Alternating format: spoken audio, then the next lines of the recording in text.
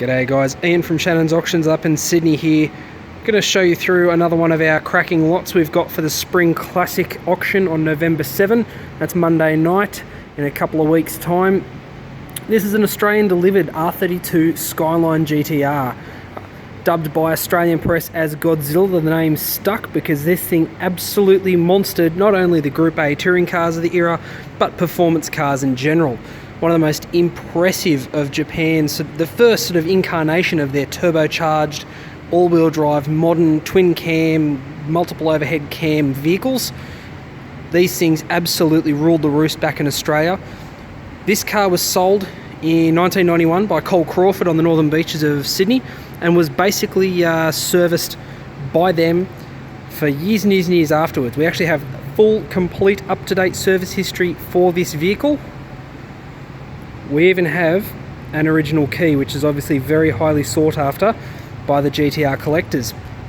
This car has a few hallmark features of the Australian-delivered GTRs, including the local spec side indicator repeaters, the front badge, which says Nissan instead of GTR, the centre mount aerial.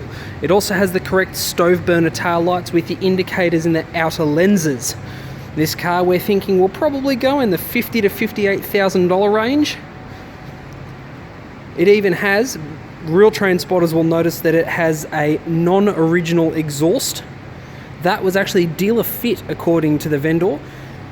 So the story is this car left Cole Crawford back in 1991 with that exhaust and a chip in the ECU as fitted by the dealer. The car has gone through two owners from new.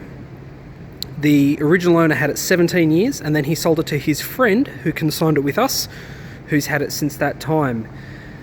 Current owner basically is looking to sell because he's got racing cars and this car just sits around doing not much. And it's a gorgeous example inside, 148,000 Ks on the clock. Not the lowest K GTR, but by far not the highest kilometre one either. It is just dead standard and immaculate.